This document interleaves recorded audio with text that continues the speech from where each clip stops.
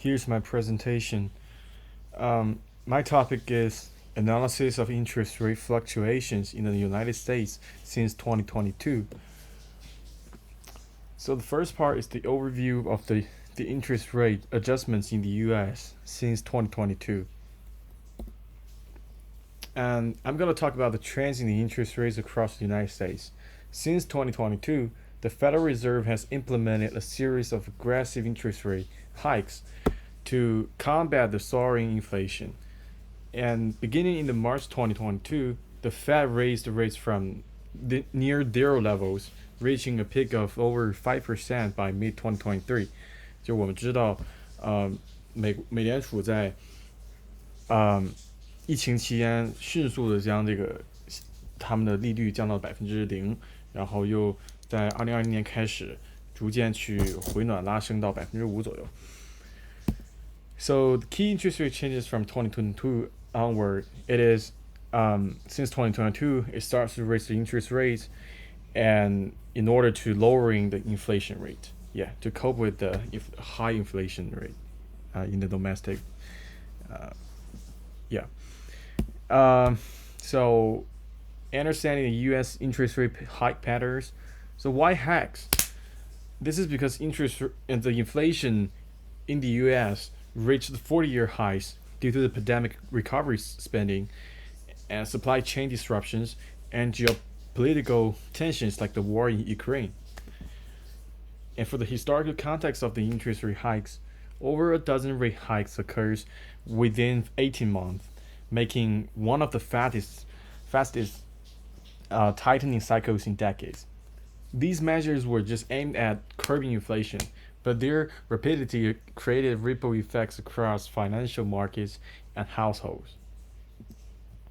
So the second part is the impact of interest rate changes on the domestic economy. So this is interesting.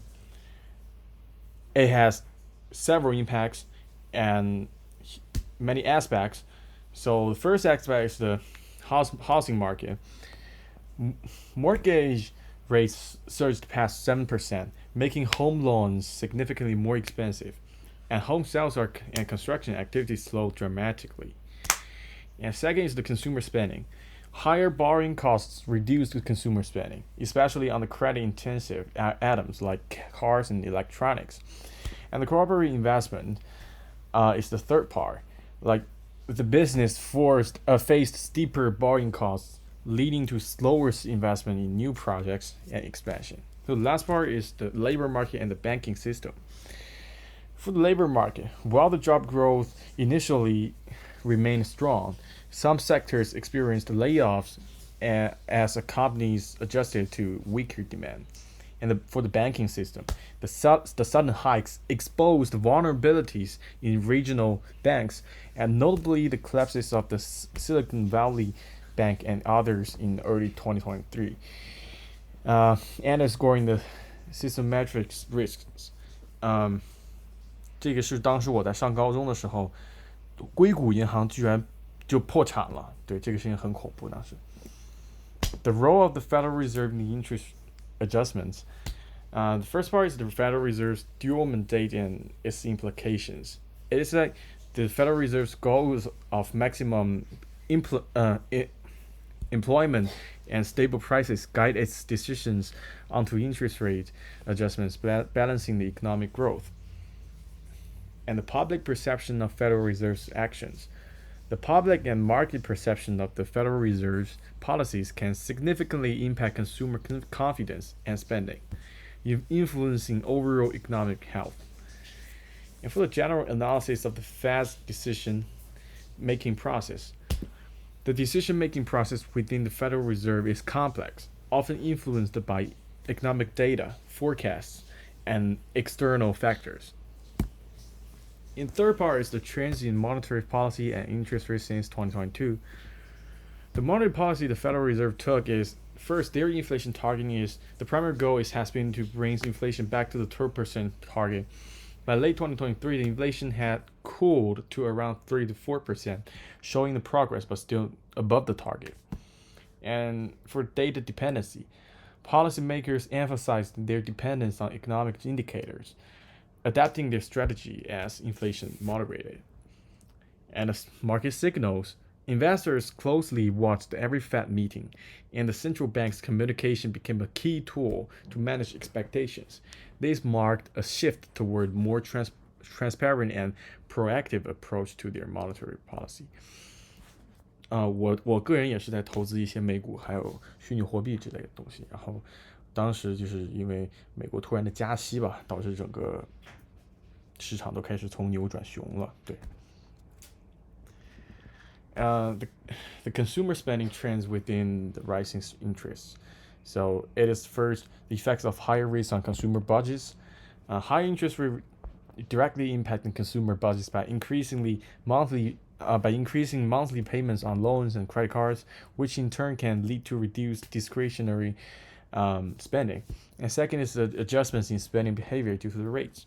Consumers often adjust their spending behavior when interest rates rise, prioritizing the essential over discretionary purchases.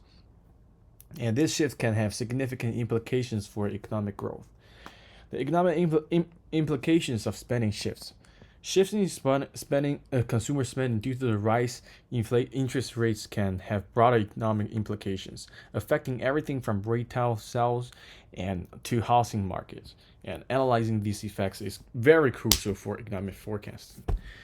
The general insights into consumer financial habits. In general, as interest rates increase, consumers tend to prioritize saving over spending, leading to changes in financial habits and overall economic activity. 就是在加息之后，大家都想要去存钱了嘛。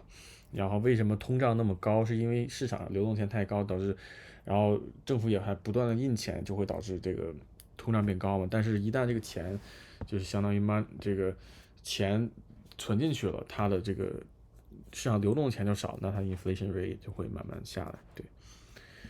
The fourth part is the beginning of the decreasing decreasing the interest rate since 2024. So the entire decline, the entire decreasing in interest rate starts since 2024. That means last year. The Federal Reserve began to reducing interest rates for the first time I remember it's September. This is the first time in 2 years, and several factors drove this shift. 大概是降了50个基点吧，对。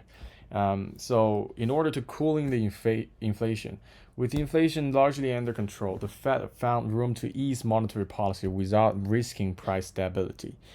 And the economic slowdown, signs of mild recession emerged in late 2023, characterized by slower GDP growth and softer consumer spending, necessitating lower rates to stimulate demand.